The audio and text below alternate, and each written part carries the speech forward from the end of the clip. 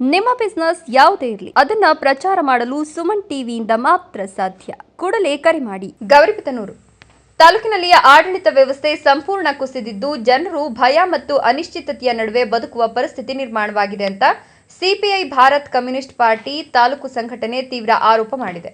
ನಗರದಲ್ಲಿ ನಡೆದ ಮಾಧ್ಯಮಗೋಷ್ಠಿಯಲ್ಲಿ ಮಾತನಾಡಿದ ಸಂಘಟನೆಯ ಮುಖಂಡ ಸಿದ್ದಗಂಗಪ್ಪ, ಇತ್ತೀಚೆಗೆ ನಡೆದ ಗ್ರಾಮ ಸಭೆಗಳು ಜನಪರವಾಗಿಲ್ಲ, ಬದಲಾಗಿ ಗಲಾಟೆ ಮತ್ತು ಗೊಂದಲದ ವೇದಿಕೆಯಾಗಿವೆ ಅಂತ ಕಿಡಿಕಾರಿದರು.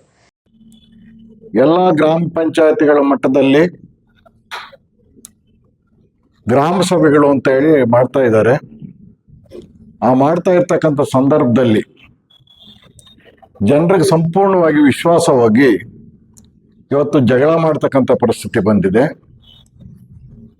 ಏನು ಜನ ಪ್ರಶ್ನೆ ಮಾಡ್ತಾರೆ ಅವರ ಬಾಯನ್ನ ಮುಚ್ಚಿಸ್ಲಿಕ್ಕಾಗಿ ಇಡೀ ಪೊಲೀಸ್ ವ್ಯವಸ್ಥೆಯನ್ನ ಒಂದು ಅಸ್ತ್ರವಾಗಿ ಮಾಡಿಕೊಂಡು ಇವತ್ತು ಪೊಲೀಸರಿಂದ ಬಾಯಿ ಮುಚ್ಚಿಸ್ತಕ್ಕಂಥ ಕೆಲಸ ಇವತ್ತು ನಡೀತಾ ಇದೆ.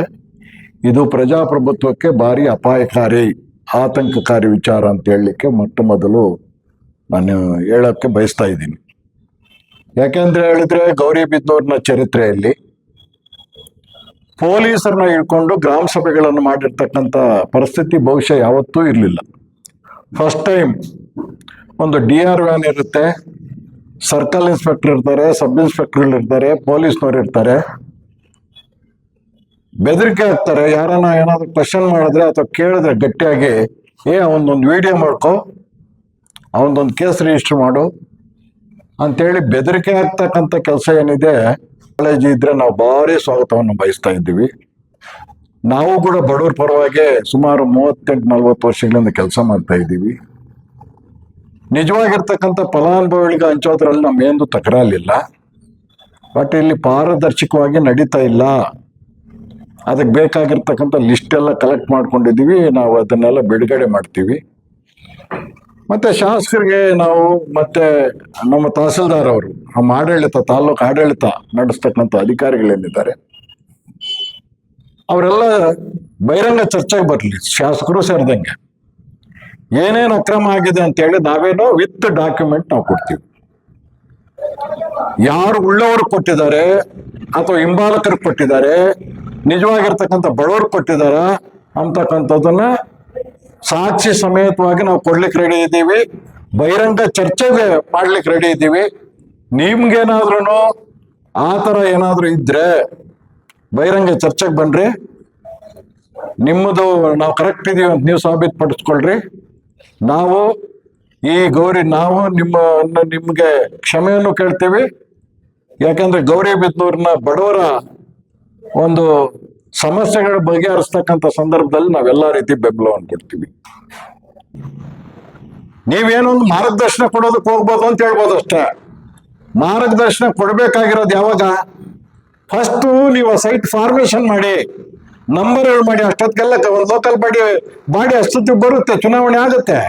ಆಮೇಲೆ ನೀವು ಸೇರ್ಕೊಂಡಂಗೆ ಅಲ್ಲಿನ ಎಲೆಕ್ಟೆಡ್ ಮೆಂಬರ್ಸ್ ಇರ್ತಾರಲ್ಲ ಅವರು ಸೇರ್ಕೊಂಡಂಗೆ ಹಂಚಿರಿ ಬಡವರಿಗೆ. ನಿಜವಾಗಿರ್ತಕ್ಕಂಥ ಬಡವ್ರಿಗೆ ಹಂಚಿ, ನಮ್ದೇನು ಅಭ್ಯಂತರ ಇಲ್ಲ. ಬಡವರಿಗೆ ಅಭಿವೃದ್ಧಿ ಮಾಡೋದಕ್ಕೆ ಅಡ್ಡ ಬರ್ತಾರೆ ಅಂತಂದು ವಿರೋಧಿಗಳು ಅಂತ ಹೇಳಿದ್ರೆ ಅದನ್ನ ಒಪ್ಪಕ್ ತಯಾರಿಲ್ಲ. ಯಾವುದೇ ಬಡವಾಗಿರ್ಲಿ ಅವನಿಗೆ ಅನುಕೂಲ ಆಗ್ಬೇಕಂತಕ್ಕಂಥದ್ದೇ ನಮ್ದು ಉದ್ದೇಶ ಇರ್ತಕ್ಕಂಥದ್ದು. ನೀವು ಮಾಡಿ.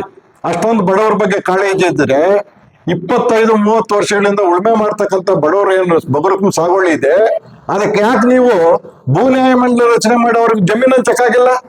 ಅರ್ಧ ಎಕರೆ ಜಮೀನು ಹಂಚಕ್ಕಾಗಿಲ್ಲ 33 ವರ್ಷದಿಂದ. ಈಗ ನಿಮ್ಮ ಉದ್ಯಮಿಗಳು ಅಥವಾ ಯಾವ್ದು ಮಲ್ಲೇನಹಳ್ಳಿ ಹತ್ರ ಒಂದು ಬೆಟ್ಟದಲ್ಲಿ ಸೋಲಾರ್ ಪ್ಲಾಂಟ್ಗೆ ಬರೀ ಕೆಲವು ವಾರಗಳಲ್ಲಿ ಆಗೋಗ್ಬಿಡುತ್ತೆ ಶಾಂಕ್ಷನ್.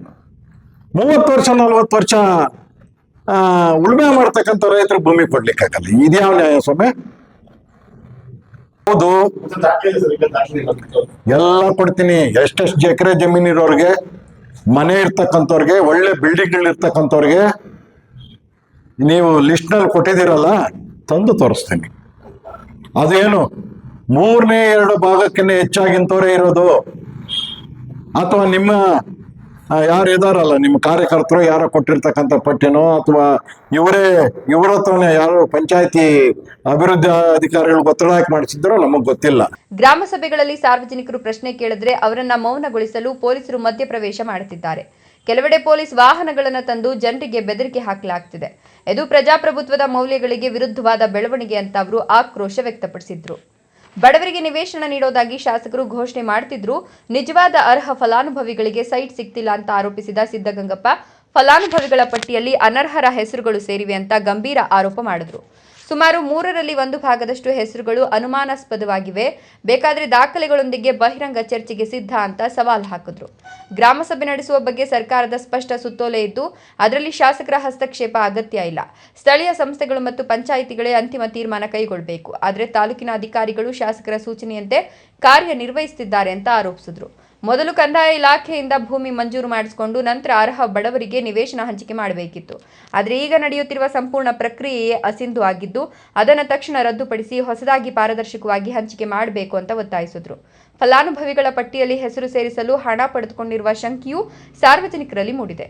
ರಾಜಕೀಯ ಪ್ರಭಾವದ ಮೂಲಕ ಪಟ್ಟಿಯನ್ನು ಸಿದ್ಧಪಡಿಸಲಾಗಿದೆ ಎಂಬ ಅನುಮಾನಕ್ಕೂ ಸ್ಪಷ್ಟನೆ ನೀಡಬೇಕು ಅಂತ ಇಒ ಮತ್ತು ಪಿಡಿಒಗಳ ವಿರುದ್ಧ ಪ್ರಶ್ನೆ ಎತ್ತಿದ್ರು. ತಾಲೂಕಿನ ಬಹುತೇಕ ಪಂಚಾಯಿತಿಗಳಲ್ಲೂ ಇದೇ ರೀತಿಯ ಗೊಂದಲ ಮತ್ತು ಪ್ರತಿಭಟನೆಗಳು ನಡೆದಿವೆ. ಈ ಹಿನ್ನೆಲೆ ಮೇ 26ರಂದು ತಾಲೂಕು ಪಂಚಾಯತ್ ಕಚೇರಿಗೆ ಮುತ್ತಿಗೆ ಹಾಕಲಾಗುವುದು. ಜಿಲ್ಲಾಧಿಕಾರಿ ಮತ್ತು ಸಿಇಒ ಸ್ಥಳಕ್ಕೆ ಬಂದು ಉತ್ತರ ನೀಡಬೇಕು ಅಂತ ಪಿಐಎಂ ಸಂಘಟನೆ ಎಚ್ಚರಿಕೆ ನೀಡಿದೆ. ವರದಿ ಸ್ವಾಗತ್, ಗೌರಿಬಿದನೂರು.